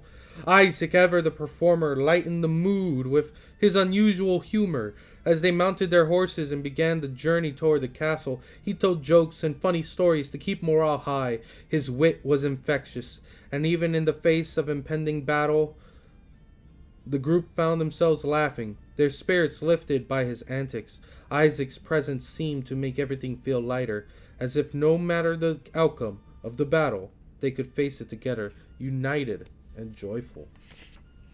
Just want to check something. Oh. And I think that's where I will leave it off, because it's been an hour and 45 minutes, but I don't want to spoil the rest of the book. Again, I was doing this as a way to promote it, and I thought it would be nice to do a nice little cozy reading stream. Not long, but good enough. I hope everyone enjoyed. That was my not new book, but that was my book, A Jester's Heart, Trials of a Jester's Fate, now on Amazon. But that is not where we will end the stream, because the book may be done.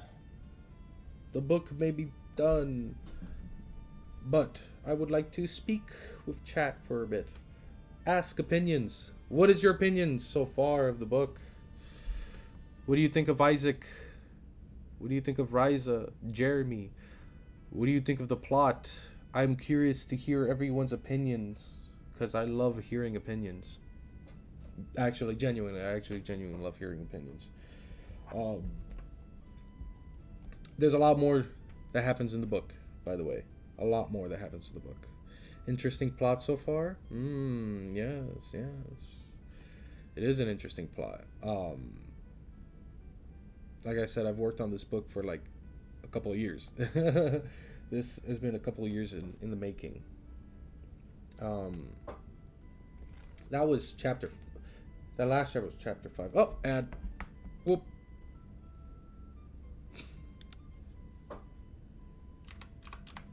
Rip. Oh no. We shall wait till the ad ends.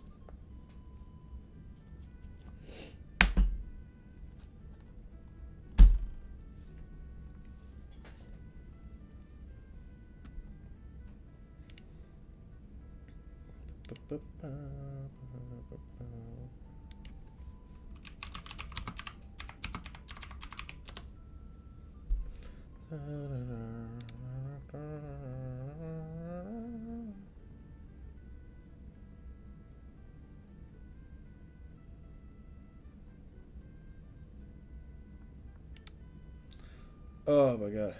Reading, I love to read, but it strains my throat sometimes, my voice. Because I don't read out loud a lot. And usually I take breaks before reading out loud. I mean, even in video games where I have to read a lot, you know, inserts Amazon link to book here. Actually, I was just about to do that, really. I was going to put it as the pin. Hold on, give me 1 second. That's enough Muzak. There is enough Muzak. Which one's this? Okay, give me 1 second. Amazon. I gotta look. I gotta.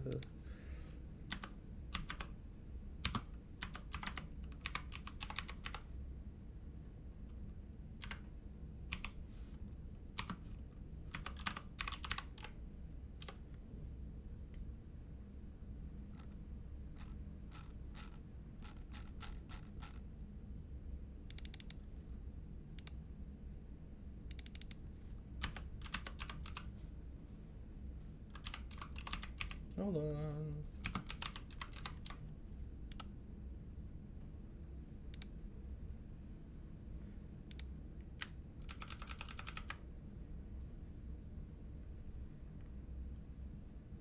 Okay. Where am I? Where am I? Bup, bup, bup. And here is the link. I'm gonna pin that as the pin. There's the link. There's a link to the book.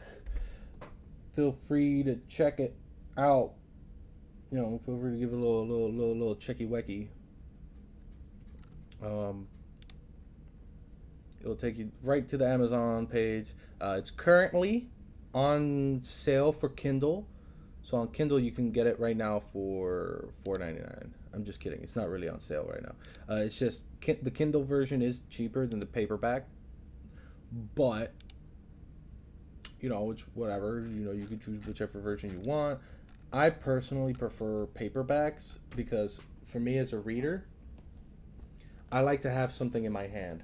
As a person who likes reading books, I like to have something in my hand as I read them. You know what I mean?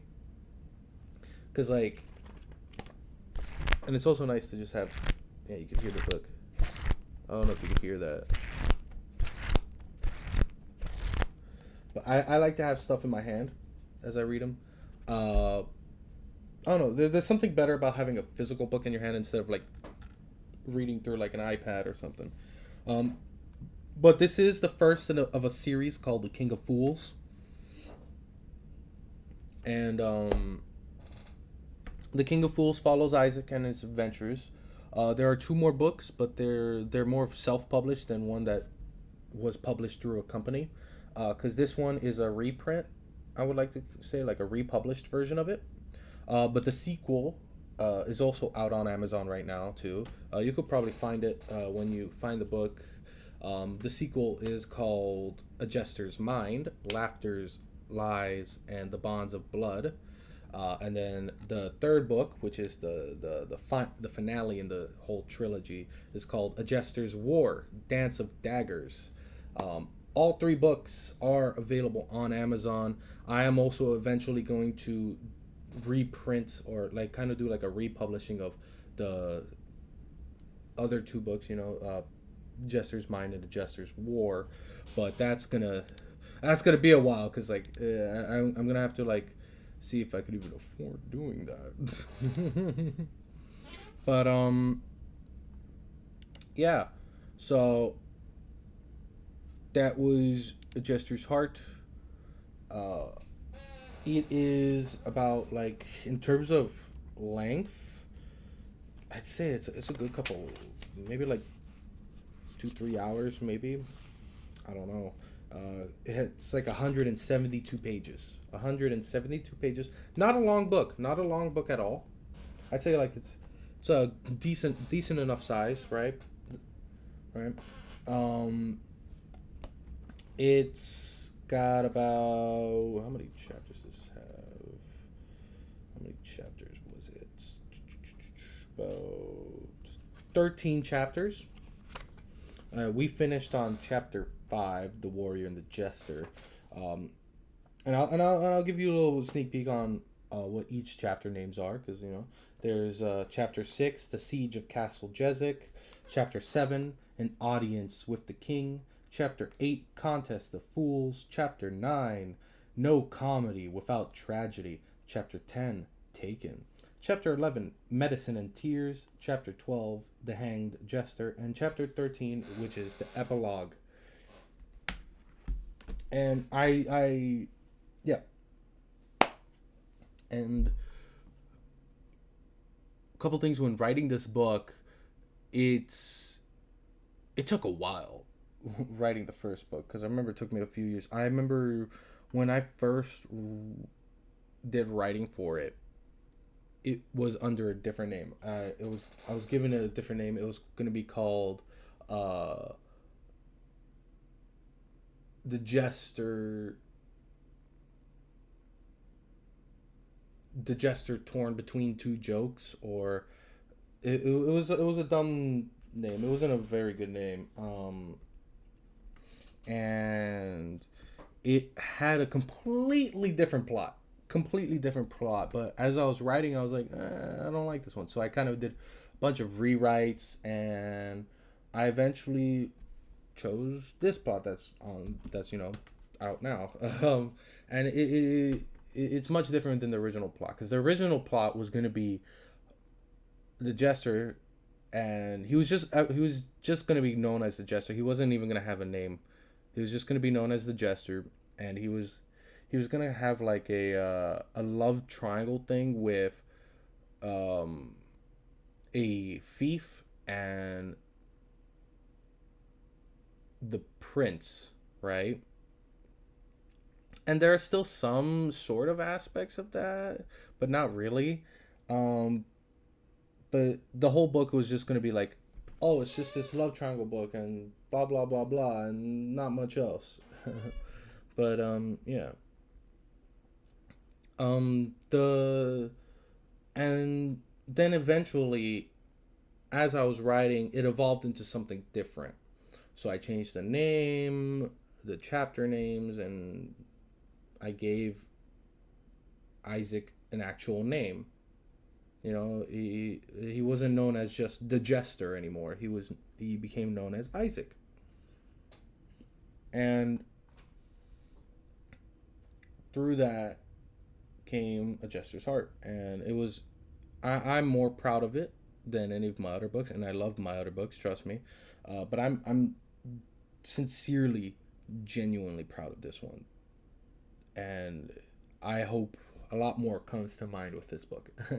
Because I eventually want to turn it into a possible movie, maybe, or web series or something. I don't know. I don't know. But yeah, and yeah, that's all I can say about it. Um, is there any questions of the plot you have? Any questions? Anyone have any questions, real quick, before we end stream?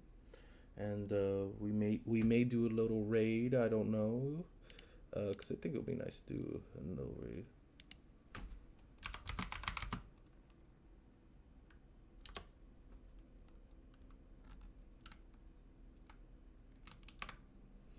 Um, any questions?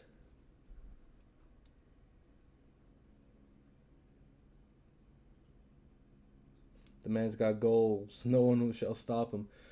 Yes, Nothing so far came at the tail end of it though, so I don't know everything that happened. Okay, I could give you like a quick rundown. Not really. Well, I mean, yeah, I could give you a quick rundown. I mean, you could also just see the VOD, but a quick rundown. The book opens with Isaac about to get hung. He's about to hang for crimes that he has committed.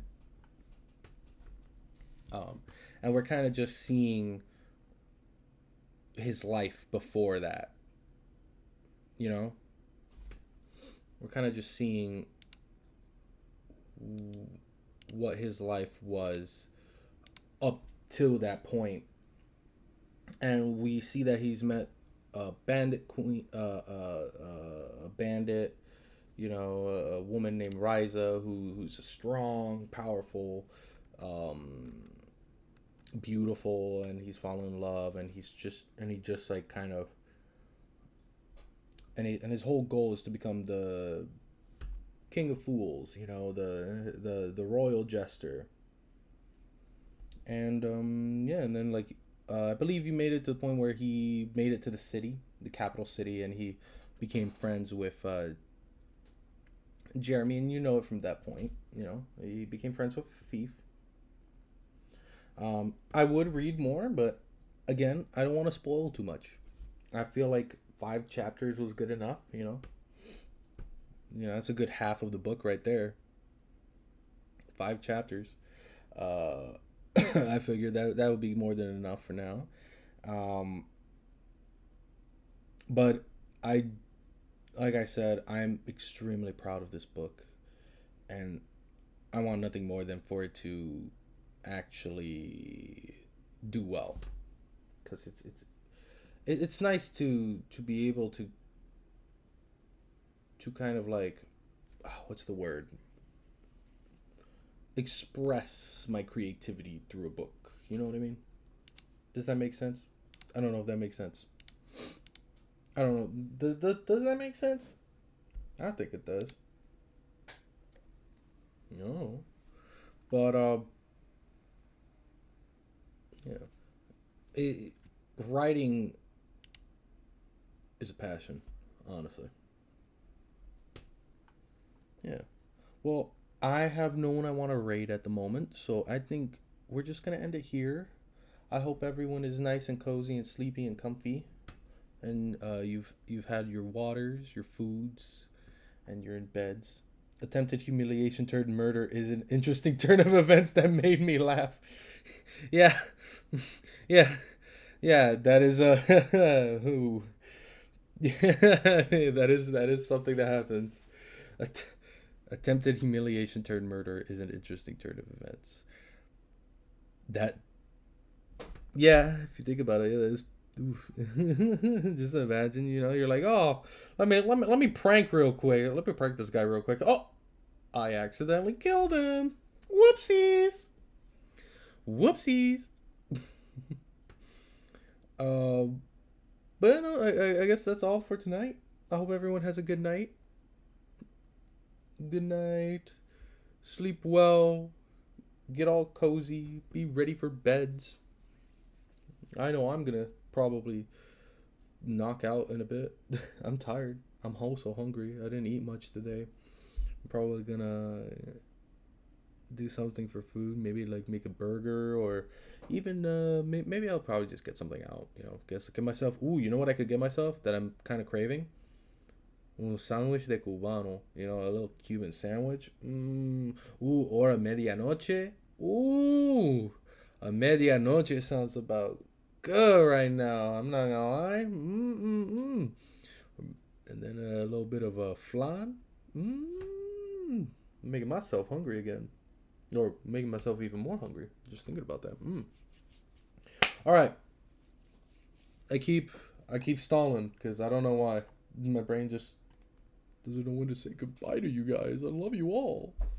Good night. Sleep well. Bye. Bye. Hey, yo, medianoche. Sí, medianoche. I love it. I love you so that. Same here. Same here. Bye.